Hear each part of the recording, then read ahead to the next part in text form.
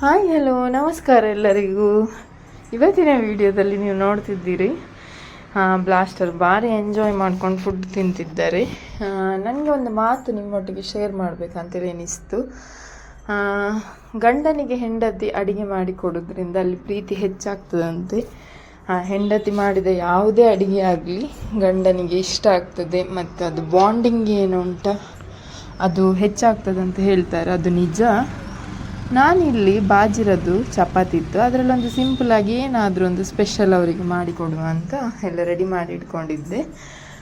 ಹೋಟೆಲಲ್ಲಿ ಸಿಕ್ಕುವ ಹಾಗೆ ಅಲ್ಲದಿದ್ದರೆ ಸಹ ಒಂದು ಹೆಲ್ತಿಯಾದಂಥ ಎಗ್ ರೋಲ್ ಟೈಪ್ ಮಾಡಿಕೊಡುವ ಅಂತ ಒಂದು ಸಿಂಪಲ್ ರೆಸಿಪಿಯನ್ನು ಮಾಡಿಕೊಂಡೆ. ಅದನ್ನು ಅವರು ಭಾಳ ಎಂಜಾಯ್ ಮಾಡಿ ತಿಂತಾಯಿದ್ರು.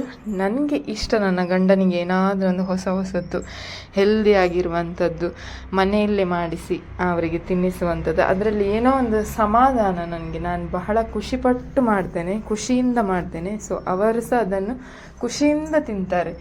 ಆಗ ಅಲ್ಲಿ ಪ್ರೀತಿ ಬಾಂಡಿಂಗ್ ಜಾಸ್ತಿ ಆಗ್ತದೆ. Thank you.